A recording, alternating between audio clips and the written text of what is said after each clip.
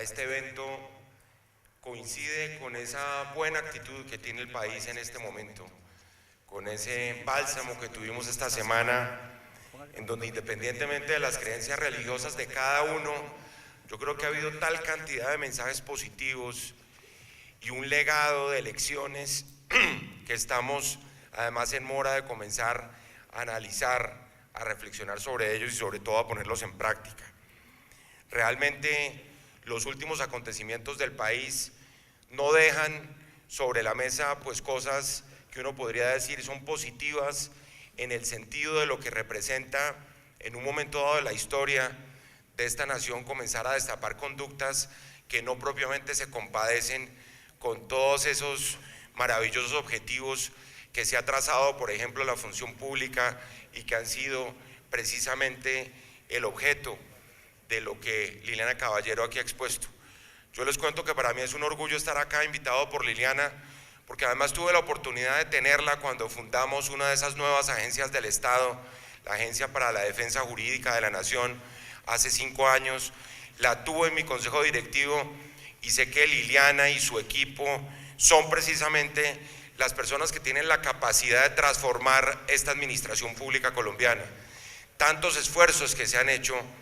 en estos años de historia republicana y que en este momento, dada la magnitud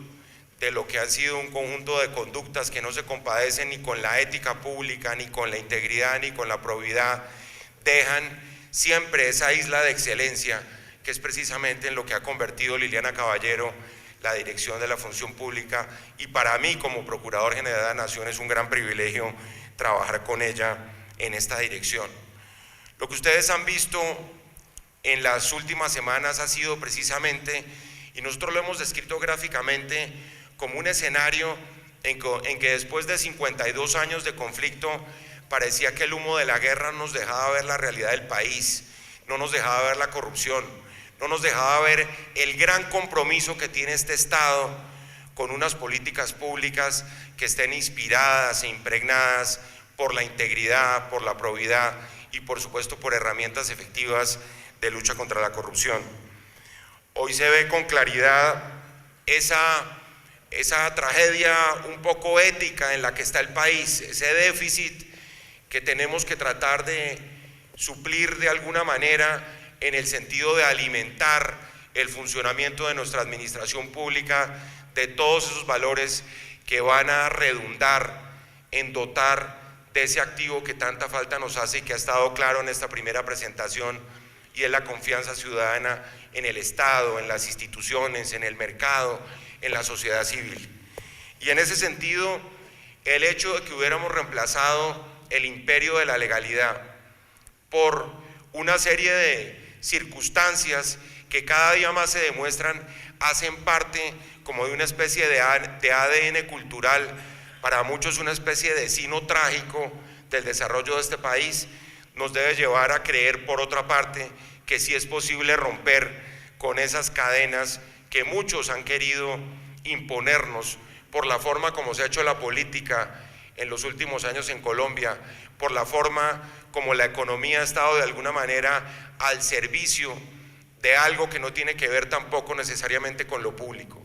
porque es necesariamente en lo público, en la necesidad de defender lo público, en la necesidad de consolidar lo público, en donde viene ese concepto que es un concepto fundamental para el país, y es el concepto de ciudadanía. Un concepto que tiene que ver esencialmente con ese gran pacto que construimos en 1991, un pacto que es desde hace 26 años lo que une principalmente a los colombianos,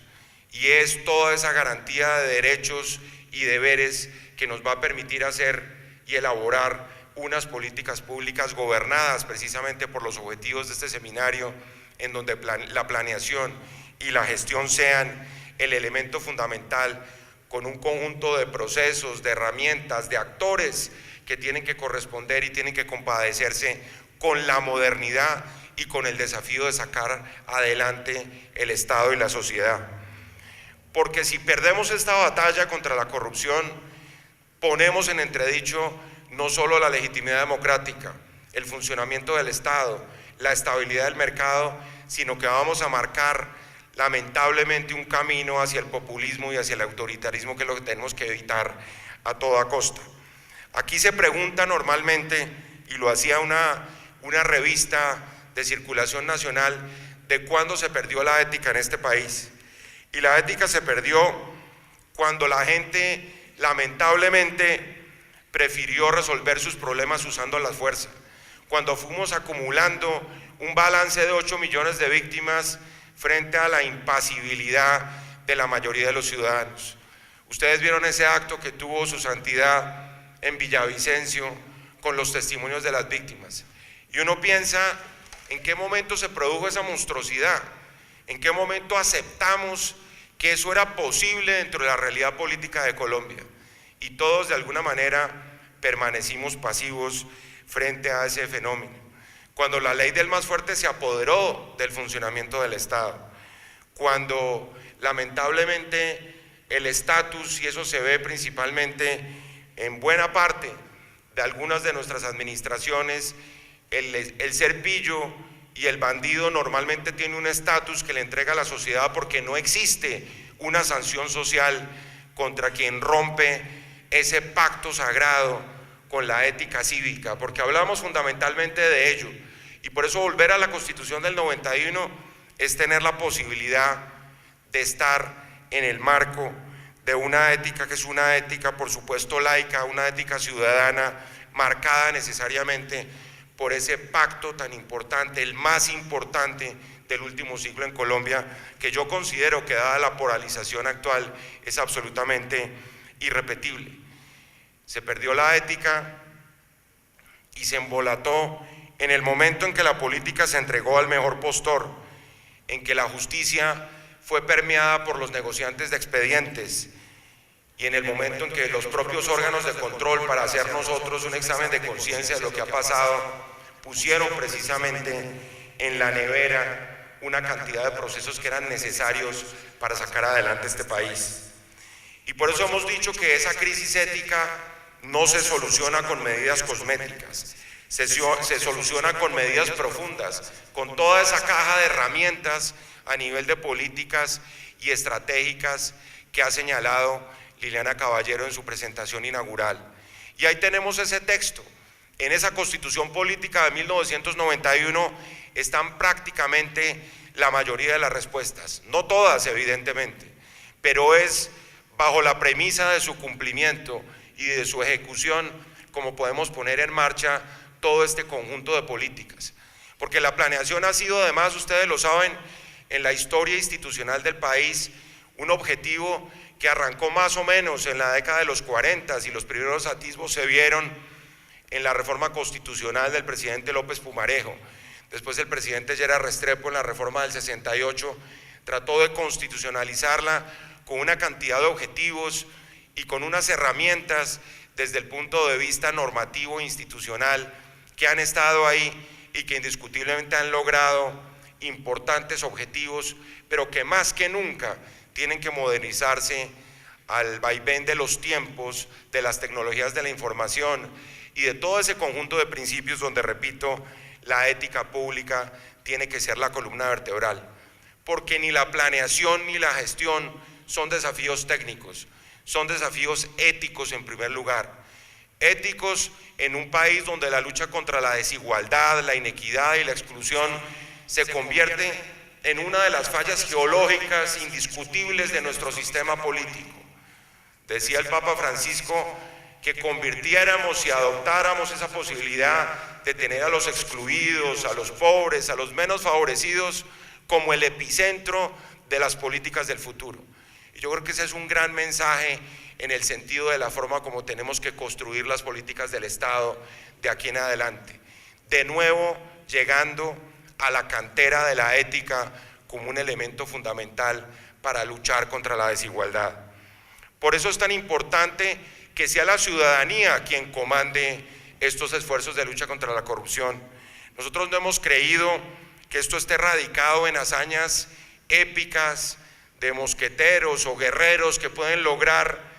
vencer a la corrupción en unos episodios totalmente aislados de la ciudadanía. Aquí se requiere no solo la justicia que está en esta crisis tan grande que ustedes conocen, sino necesitamos como actores a los ciudadanos. Y los ciudadanos son en primer lugar los funcionarios públicos. Los ciudadanos son los veedores que están allí, como aquí ya se mencionaba. Los ciudadanos tienen que ver con una cantidad de individuos que son conscientes de su responsabilidad pública y de nuevo que han cifrado en la construcción de lo público el elemento fundamental. Cuando ustedes indagan lo que es corrupción, como siempre, los griegos dieron la definición perfecta. Decía Aristóteles que la corrupción es la incapacidad del sistema político para alcanzar lo público. Y fíjense cómo desde los griegos es el tema de lo público lo que marca necesariamente lo que es o no es ajustado a esos principios de probidad, de ética pública y de integridad. Un conjunto de principios en donde si lo privado interfiere nuestras responsabilidades públicas a cualquier nivel, en cualquier condición, independientemente de la jerarquía de qué funcionario público estemos hablando, le hace un daño grandísimo al bienestar público y al interés público. Y esa construcción de lo público es lo que nos compromete. Y ese es el principal factor que a la hora de evaluar un modelo como este va a determinar si es exitoso o no. Y por eso, repito, es un gran orgullo para la Procuraduría General de la Nación estar precisamente como motor del seguimiento en el apoyo y en la implementación de este modelo. Un apoyo e implementación que tiene que ver, repito, con un modelo que arranca de la Constitución. Nosotros hemos dicho que el lema de esta Procuraduría, que empata precisamente con todo lo que aquí se ha dicho, es muy simple, son 3 objetivos, con la Constitución en la mano, es decir, no necesitamos ningún tipo de superioridad moral de nadie para decir que por encima de la Constitución hay una serie de valores cívicos y ciudadanos que hay que defender. En segundo lugar, con los pies en los territorios, que es esa dimensión territorial de todo este modelo de planeación y gestión que es tan importante y que es de verdad la prueba de fuego en el terreno con los funcionarios que desde el punto de vista de su debilidad institucional están día a día dando estas batallas por la construcción de lo público y por la persecución del interés público. Y finalmente con el corazón al lado de las víctimas, porque estamos convencidos que nuestra función pública de alguna manera tiene que ponerle prioridad a quienes han sido los eslabones más débiles de estas 5 décadas de conflicto armado. El gobierno lo ha dicho muy bien y en el acuerdo de paz es evidente que la columna vertebral de lo que viene de aquí para adelante son las víctimas. Piensen ustedes en lo que representa reparar a la 6ª parte del pueblo colombiano de aquí en adelante en términos de la construcción de las políticas públicas. Yo estuve la semana pasada con el padre Pacho de Rú en un municipio que prácticamente nadie conoce, en la mitad del Magdalena Medio, en Santa Rosa del Sur, donde está el 1% de las víctimas del país, el 50% de los habitantes de 7 municipios, que son 80.000 personas, tienen condición de víctimas. Y ahí se ven las deficiencias en todo sentido de nuestro Estado. Y ojalá lleguemos allá. Vamos a montar un plan piloto de acompañamiento precisamente a las políticas públicas, porque el posconflicto es mucho más allá o va mucho más allá que el cumplimiento de los acuerdos y es el poder cumplirle a todo ese colectivo de las víctimas.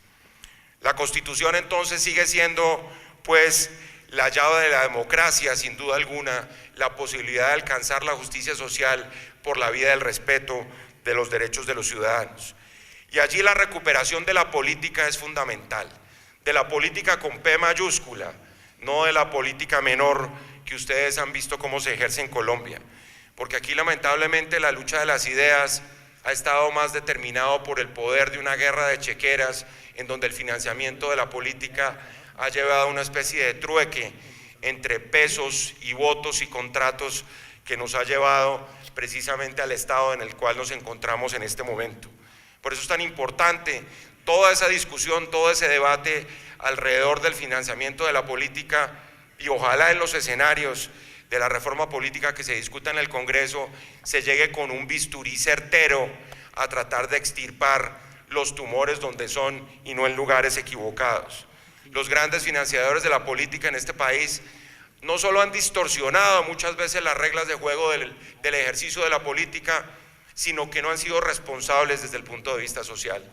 Por eso un elemento que creo yo es fundamental de aquí en adelante es que haya responsabilidad desde el punto de vista social y político de quienes contribuyen a las campañas, como se hace normalmente en países desarrollados desde el punto de vista político. Es decir, que quien contribuye a una campaña después tiene que responder en términos de lo que estaba persiguiendo con esa donación. Porque si se trata de un simple trueque de dinero para obtener favores posteriormente, pues estamos despedazando nuestro sistema político. Como no puede haber tampoco intocables frente a la justicia. La incorporación del Tribunal de Aforados en la reforma política es una muy buena señal en esa dirección. Aquí dejamos atrás a los intocables. Aquí hay que renunciar a pensar que hay una justicia para los de Ruana, como se ha dicho coloquialmente, y otra justicia para los que están en la cúpula del poder. Y la lucha por la ética indiscutiblemente empieza necesariamente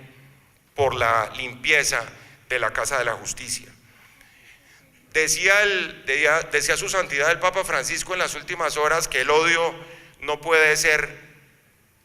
ni puede tener nunca la última palabra. Y lo que estamos viviendo en Colombia, lamentablemente, es que la política del odio se ha afianzado tremendamente en los debates públicos, en las consideraciones políticas y por supuesto está haciendo un gran daño porque está enviando señales equivocadas respecto de cuál debe ser el camino para construir conjuntamente políticas de Estado y seguir por un sendero donde los colombianos vean que, por ejemplo, en materia del no a la violencia, en materia de política internacional, en materia de búsqueda de acuerdos, en materia de política social, sí no debemos renunciar jamás y sí podemos alcanzar consensos todavía en este país. La forma como se ha dejado a un lado al inmigrante, al pobre, a las mujeres, al indígena, a los campesinos, a los ambientalistas que los ha reivindicado de manera tan clara el Papa Francisco en estas horas que estuve en Colombia, es fundamental para entender por qué construir lo público y tener metas comunes es fundamental para que haya planeación efectiva y para que la gestión del Estado solo esté gobernada precisamente por esos intereses de carácter público. No hacer nada para recuperar la ética, hemos dicho nosotros, es una traición a la historia y por eso es tan positivo que se arranque este debate aquí en esta instancia tan importante de diálogo que promueve el Departamento de la Presidencia de la República y la Dirección de la Función Pública alrededor de la ética pública como la premisa mayor de todo esto. Y lo digo no solo en términos de los acuerdos de paz, que tienen que ser cumplidos sin duda alguna, y nosotros hemos dicho que la Procuraduría va a ser garante del cumplimiento de esos acuerdos, respetando por supuesto la Constitución, que ese es el límite que todos necesariamente adoptamos, y que tiene que ser además el punto de partida de esas nuevas agendas del país que estuvieron dormidas durante 5 décadas. Uno de los jueces que tuvo la entereza de proferirle una condena al expresidente Lula da Silva en Brasil decía que lejos de lo que se piensa, del horror que puede ser destapar todo lo negativo, toda la escoria del ejercicio de la política y la vinculación de la política con el dinero y la corrupción, es uno de los momentos cumbres de una sociedad. Cuando uno es capaz, como se dice vulgarmente, de destapar la cañería y de que vuelva a fluir el ejercicio de la política con la transparencia y con la pureza que los escenarios políticos del futuro exigen. Por eso es tan importante estar aquí en este momento, pero repito, no únicamente como hazañas de héroes aislados, sino como un esfuerzo conjunto de la ciudadanía para derrotar la corrupción. Y en ese sentido, quienes están de primeros en la fila son ustedes, los funcionarios públicos, los que de manera ejemplar van a seguir adelante, los que van a demostrar que no basta con cambiar las normas, porque las hemos cambiado todas. Hemos pecado por inflación legislativa. Decía un autor español del siglo XIX que lamentablemente seguimos expidiendo normas, pero seguimos dando mal ejemplo. Y ese tema de la ejemplaridad pública es un elemento fundamental y tiene que ser la primera divisa del funcionario público para que de verdad entre todos saquemos adelante a este país. Y hacerlo en función de esas agendas, que son las agendas que nos unen, que tienen que ver con las reformas sociales aplazadas, que tienen que ver con las reformas pensionales, con las reformas en favor de la vejez, que tienen que ver con los excluidos y que por supuesto requieren de un gran consenso nacional en donde la polarización y el radicalismo que ha caracterizado el ejercicio de la política en Colombia solo hace simplemente daño. La recuperación del Estado, por ejemplo, en lo territorial. Nosotros hemos insistido mucho en la necesidad de desbogotanizar el ejercicio de la política. En cada salida que hemos tenido a audiencias públicas ciudadanas en el país, y llevamos 18, se encuentra uno, el ciudadano del común, que llega con un folder debajo del brazo y levanta la mano y hace una denuncia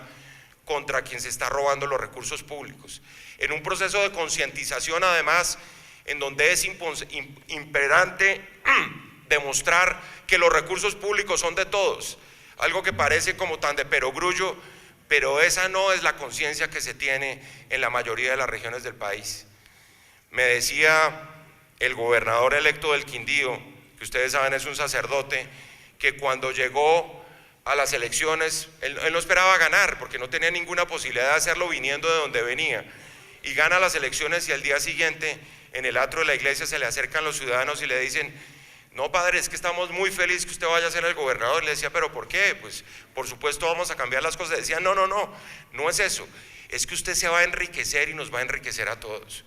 Y lamentablemente esa es la concepción que se tiene de lo público. Lo público le pertenece al alcalde que ganó las elecciones, al gobernador que invirtió miles de millones de pesos para acceder a ese puesto tan importante. Pero la noción de que quien roba por la vía de cualquier acto contra la probidad está robando los 50 millones de colombianos y que eso nos pertenece a todos, esa es la noción que ustedes como funcionarios públicos tienen que fomentar. La calidad de lo público depende además, va a ser determinante para la calidad del Estado. Nosotros hemos insistido mucho, por ejemplo, en el rol que ha jugado el sector privado. De hecho, hemos avanzado en unas declaraciones de transparencia con el sector privado, en donde estamos uno por uno con los gremios de la producción, identificando alertas tempranas, conductas que pueden conducir necesariamente a corrupción. Y eso creo que debe funcionar, porque además la integridad se ha convertido en el caso del sector privado casi que en un valor contable. Hoy en día los departamentos de cumplimiento de las empresas crecen cada día más porque saben que aquí ya no se permite violar las normas tan abiertamente como se pensaba en el pasado, o caminar por esas zonas grises en donde nadie sabe qué es una práctica comercial atrevida por una parte o qué es un delito. Acabar con esas zonas grises es otro de los grandes objetivos que tienen ustedes como funcionarios públicos. La ética de lo público supone también una nueva manera de relacionarnos con lo público, y eso se hace precisamente en primer lugar desde el Estado, no exclusivamente desde el Estado, pero desde ahí, porque en lo público es donde nace, germina, se fortalece y se consolida la ciudadanía, que ese es el objetivo fundamental. Hablar de un modelo integrado de planeación y gestión, entonces es hablar de la dimensión territorial, es poner a la ética en un primer lugar, es la capacidad de mostrar resultados no por sí mismos, sino resultados que se compadezcan con una serie de objetivos en donde por supuesto el desarrollo del país está de por medio. Yo creo que esta gran oportunidad de esas buenas noticias de la semana pasada, si nosotros somos capaces de concentrarnos de aquí en adelante en los problemas del país que fueron aplazados, repito, durante tanto tiempo, vamos a dar un paso gigantesco hacia adelante, y ustedes saben que la administración pública tiene que llevar la bandera y tiene que estar a la vanguardia de los cambios que exige el país. Yo quiero, antes de terminar, para ofrecer además un apoyo muy concreto, como dentro de las acciones de la Procuraduría, que como ustedes saben no son únicamente las disciplinarias, Por eso es por lo que normalmente se conoce. Podemos desplegar una acción en lo preventivo y en la intervención judicial, que es una acción fundamental para que este modelo salga adelante. Y lo digo porque pensar en la implementación y en una estrategia de operación de todo este modelo nos permitiría a nosotros, y permítanme mencionar simplemente 6 herramientas que creo que serían fundamentales, que las hemos hablado con la doctora Liliana y que creo que son claves para sacar adelante este modelo. Primero, la implementación de la Ley de Transparencia y de Acceso a la Información por la responsabilidad que tiene la Procuraduría en esa materia. Ese es un elemento fundamental, donde hay una gran cantidad de asignaturas pendientes. Segundo, un sistema de petición y rendición de cuentas, que no se convierta en una estrategia de mercadeo de la mayoría de las entidades públicas, que es en lo que se han convertido las rendiciones de cuentas, como ustedes lo saben, sino que haya interacción ciudadana, que haya información previa entregada a la ciudadanía para que corrobore que efectivamente las maravillas que cuentan los funcionarios públicos se compadecen con la realidad, y que el valor de la opinión ciudadana sea el punto de partida de una rendición de cuentas posterior. En ese sentido, por ejemplo, los observatorios ciudadanos, las veedurías ciudadanas son esenciales. Esos veedores que están por todo el país tratando de denunciar cómo los intereses particulares interfieren en los intereses públicos. En tercer lugar, un sistema de alertas tempranas de corrupción, que ya lo mencionaba, que eso está inventado, eso funciona y hay que ponerlo en marcha. En todas esas oficinas de control interno, y aquí yo estoy seguro hay muchísimos jefes de control interno de todas las entidades del Estado, yo los invito a que trabajemos conjuntamente con la Procuraduría. Nosotros estamos en la tarea de fortalecer al máximo esa función preventiva, y qué mejor poder hacerlo con la función pública. Ya tendremos oportunidad de convocar a los jefes de control interno de la mayoría de las entidades públicas para discutir en la práctica un plan de acción, Procuraduría, Función Pública, Jefaturas de Control Interno, en esa dirección. En cuarto lugar, esquemas de análisis integral preventivo, en donde de nuevo combinemos todos los controles existentes a la luz de una estrategia mucho más integral que se compadezca con los objetivos de este modelo. En quinto lugar, todo un sistema de incentivos, de sanciones, de controles contra la impunidad, y no solo la impunidad legal, porque ustedes saben, y lo hemos repetido muchísimas veces, en el escenario de las impunidades es peor la impunidad social y cultural que la impunidad legal, y esa impunidad social y cultural es precisamente lo que tenemos que derrotar. Y por último, y en eso, doctor Alfonso Prada, yo los invito también, porque nos tenemos que sentar, usted que fue director del SENA y que fue tan exitoso en esa gestión, nos tenemos que sentar a mirar un esquema de educación formal e informal, de pedagogía constitucional, de pedagogía de valores. Ese debería ser la espina dorsal de lo que va a ser una estrategia de recuperación de la ética en este país hacia adelante. Lamentablemente, ustedes lo saben, hoy lo decía el doctor Sánchez Torres en una columna del Tiempo, la ética en las universidades se volvió una costura para los estudiantes, cuando debería ser, en un momento de déficit y de hecatombe ética, uno de los elementos esenciales para sacar adelante la reforma del Estado. De tal manera que la promoción de la cultura ciudadana, la promoción de la cultura de la legalidad, una pedagogía basada en la Constitución y en los valores constitucionales va a ser fundamental. Quiero terminar simplemente mencionando 3 o 4 cosas. Lo primero es que la corrupción ha sido el mayor factor que ha minado lo público en este país, y la falta de ética le quitó precisamente el valor a lo público, y por eso hoy no se reconoce, hoy la gente no lo identifica, hoy lo confunde con el ejercicio de los intereses privados. Hoy no se construye lo público, no se defiende lo público y se tolera esas impunidades que ya mencionaba. Y son tiempos de cambio y de compromiso, no solo por lo que ha representado